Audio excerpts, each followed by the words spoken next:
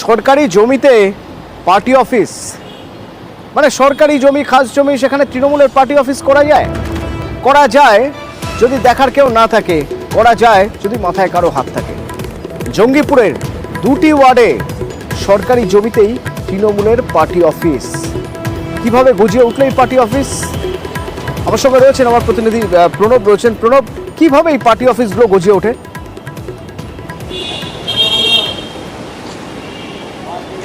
দেখো, দীর্ঘদিন ধরেই এই ফাঁকা জমিটা ছিল তোমার 16 নম্বর এবং 12 নম্বর ওয়ার্ডে। সেখানে কিন্তু হঠাৎ করেই দেখা যায় যে 12 নম্বর এবং 16 নম্বর ওয়ার্ডে দুটো রীতিমতন পাকাপোক্ত তোমার তৃণমূলের পার্টি অফিস তৈরি হয়েছে। শুধু তাই নয়, যেখানে এই মরাকাটা ঘরের কাছে যে 16 নম্বর ওয়ার্ডের যে তোমার পার্টি অফিসটা, সেখানে এমনভাবে রাস্তা ব্লক করে করা হয়েছে যে পাশে যে পেছনে যে বড় একটি পাড়া রয়েছে, ইন্দ্রাপল্লীর মতন একটি পাড়া রয়েছে এবং ভেতর দিকে প্রায় কয়েক হাজার পরিবার থাকে।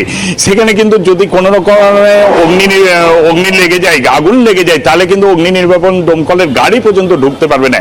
এই নিয়ে কিন্তু সাধারণ মানুষজন কিন্তু অভাব অভিযোগ করেছিল, বিভিন্ন জায়গাতে তারা জানিয়েছিল।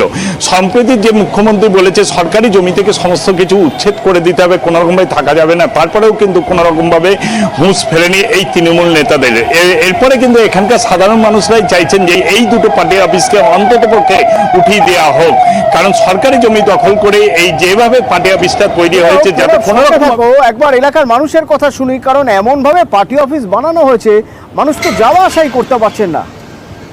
সোনাটিপুরি কলোনি থেকে আসার রাস্তাটা দুটো ভাগ হয়ে যেত। এখন কি হয়েছে, বাম দিকে যে রাস্তা যেটা স্টেট ব্যাংকের দিক যেত, সেই রাস্তাটাকে পুরোপুরি বন্ধ করে দিয়ে মাটি ফেলে সে জায়গায় তৃণমূল সেখানে পার্টি অফিস বানিয়েছে। এই সোনাটিপুরি কলোনি বা এই আমবাগান কলোনি বা নীলতন কলোনিতে যদি আগুন লাগে তাহলে অগ্নি নির্বাপন যে গাড়ি আছে সেই গাড়ি ঢোকার কোনো রাস্তা নেই, ফলে মানুষকে ওখানে পুড়ে মরতে হবে। সরকার যদি এই পার্টি অফিসটা ভেঙে দেয়, কেন অবৈধভাবে তৈরি, তাহলে মানে ওই এলাকার মানুষ এবং আমরা সবাই উপকৃত হব, সোজা রঘুনাথগঞ্জ বাসী উপকৃত হবে।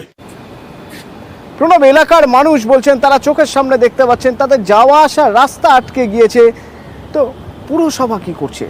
পুরসভা ধরে নিলাম প্রথমে যখন হয়েছে পুরসভার নজরে আসেনি, কিন্তু এতবার অভিযোগ করার পর পুরসভার নজরে নিশ্চয়ই এসেছে। কি ব্যবস্থা নিয়েছে?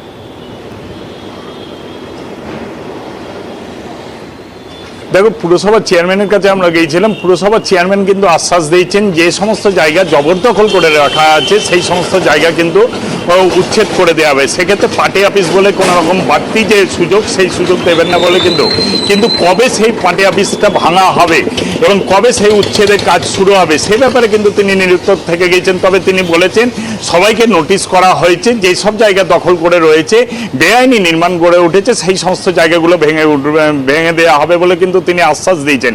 কিন্তু সেটা কবে ভাঙা হবে সেটা সময়ই বলবে। অতনু, ধন্যবাদ। আমাদের কথা হলো দু একদিনের মধ্যেই শুরু হবে।